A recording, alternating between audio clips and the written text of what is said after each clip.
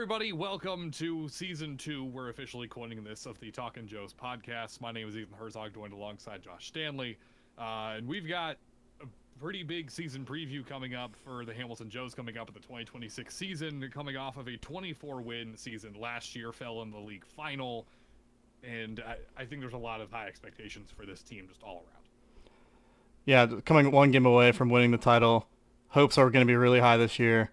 People are going to come to play because if you're one game away from winning it all, you're going to come back even harder next year. I think a lot of it's going to be a lot of defensive pushes and pitching as well.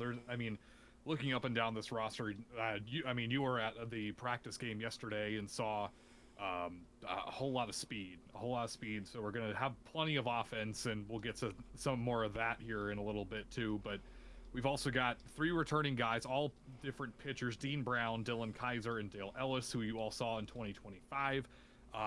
These are guys you're going to be looking up to, especially sort of as veterans with the franchise, but also just veterans in general. Yeah. All three of Dean Brown, Dylan Kaiser, Dale Ellis threw yesterday in the practice game. All of them looked very good, especially Kaiser. Kaiser faced 5 batters, got all 5 batters out, struck out 3 guys looking, and he looked untouchable.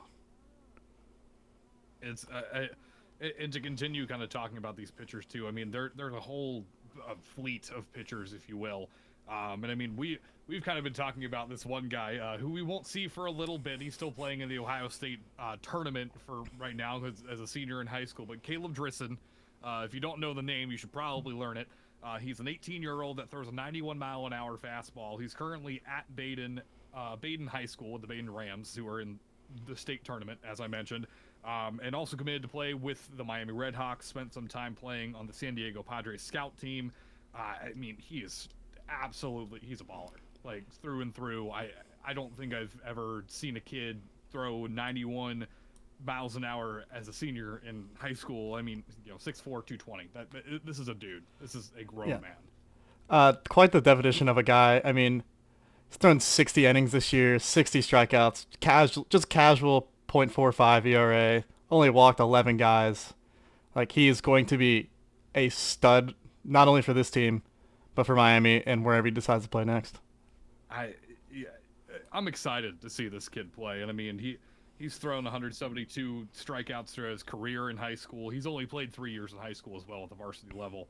And just a fun fact, just a fun fact. I'm a GCL kid. I grew up in the GCL co-ed here in Cincinnati. But this kid and Baden as a whole, this postseason, they played 4 games in the postseason, right? Outscored opponents 50-1 in postseason games. They've only allowed one run in the past 4 games in the postseason, and I think it was the second game of the postseason. It's a scary team if you're going up against the Baden Rams. I wish you the best of luck. It's a good ball club. that is a ball club. That is a club full of grown men. I am terrified of that team if I am stepping onto the field against them. But another pitcher that I am looking kind of forward to, Hayden Frey, one of the studs in the MAC, consistently through gems, was one of the MAC's top pitchers, 5th lowest ERA in the MAC, with a 3.79, 14th in total strikeouts, 17 of them were looking, 8th in opponent batting average at a .234. Incredible. We were talking about before we started recording. The MAC is kind of just the key to success, whether it's on offense and we're on defense. One of the guys I'm looking at is one of the returners, Dale Ellis. He might not throw hard. Like, his fastball will probably only top out around 80. Curveball, changeup, mid-60s, but he just finds a way to get guys out. Last year for the Joes, he had a sub-2 ERA through about 30 innings, struck out about 20. Just doesn't give up runs. He's about as efficient as you can get. Other than Dale Ellis, who you saw yesterday at the game, who else are we kind of looking out for that played in that game that kind of stood out to you? One of my standout guys was Eli Wagner. He's a lefty from Crescent View, Kentucky. He played ball at North Greenville this spring. He didn't really get many opportunities. He only threw about 12 innings. ERA was 12. That's not great. But through 9 innings. Dink and dunk. But again, he's just looked untouchable. Faced 5 batters. Think he gave up a hit, but it was just soft contact. Definitely could have made a play on it, but like this kid, he's going to be one of the keys to success in my opinion. And I mean, you can't have a pitcher without a catcher, and we'll talk about some of these guys too. And I mean, there's currently 3 listed on the roster, but I'm going to start here talking about Gavin Brewer, member of the Cincinnati Bearcats ball club. They just got back from Starkville with the Starkville Regional at Mississippi State. And I mean, this guy, he didn't get much play earlier this season for at the NCAA D1 level. He did see appearances in 8 total games and recorded hits in 2 of them versus Bowling Green in the beginning of the season and at Oklahoma State. But you also have to think about this guy is on a team that is loaded with catchers. I mean, you talk about Jack Natilli, who's probably going to get drafted in the MLB draft coming up this summer, and then freshman Enzo Infelice, he's a power hitter through and through. He was constantly DHing, but I mean, to learn behind 2 of those, arguably some of the best catchers in the Big 12. I mean, Enzo Infelice was Big 12 Freshman of the Year, and Jack Natilli made one of the Big 12 all season teams as well in the postseason. But I mean, you've got a lot of confidence in this guy, but also out of Wright State, Alec Halter is a guy who I know that you've seen and you were very pleased with yesterday as well. Yeah, he just looked great behind the plate. Solid arm behind the plate. Hits lefty, which there's just something about lefty catchers that I just love. Lefty hitting catchers. Every catcher's gonna be right-handed. Um, but one of the catchers that is listed as a catcher currently, Owen McCoon. Look for him to spend some time at first base.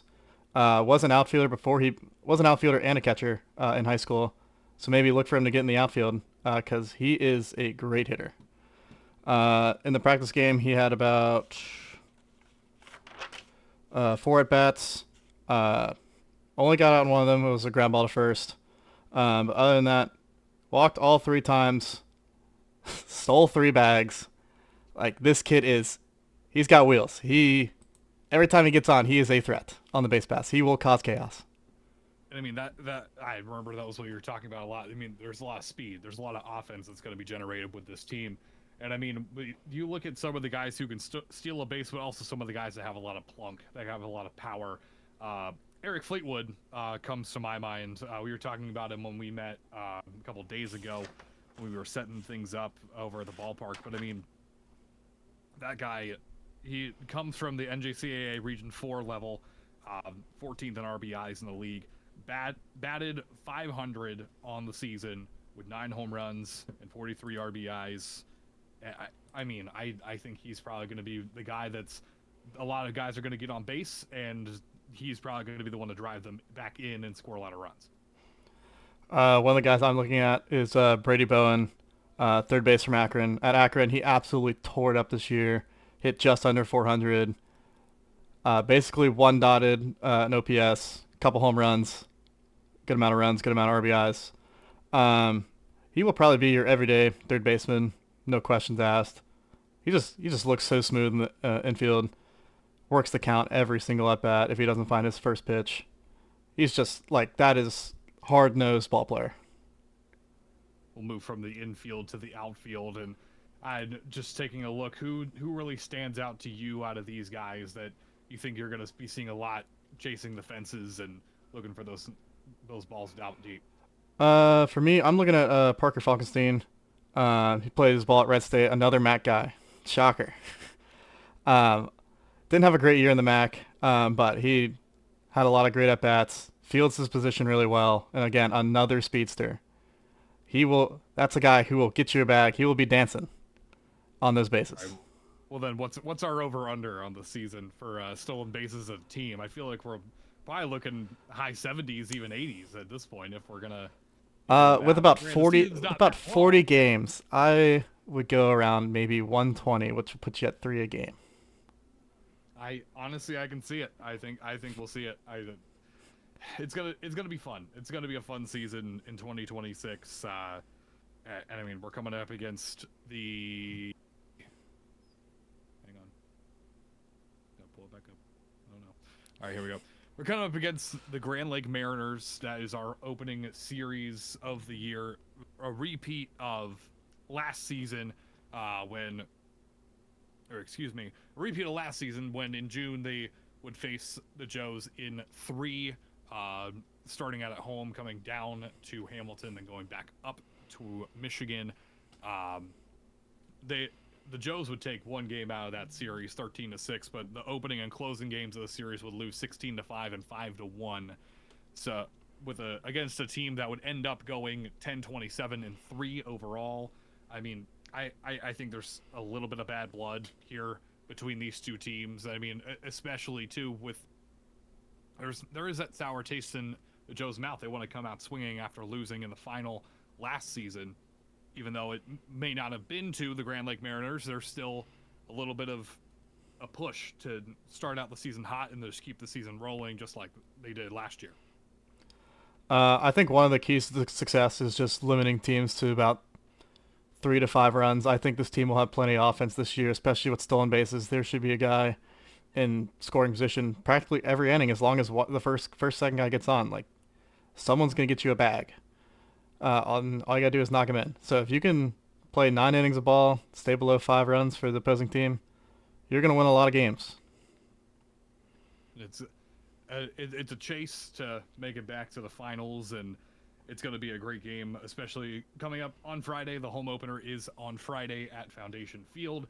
You can catch all the action either in person or live on Flow College with us on the call. It's going to be a great season. I'm excited to get to it.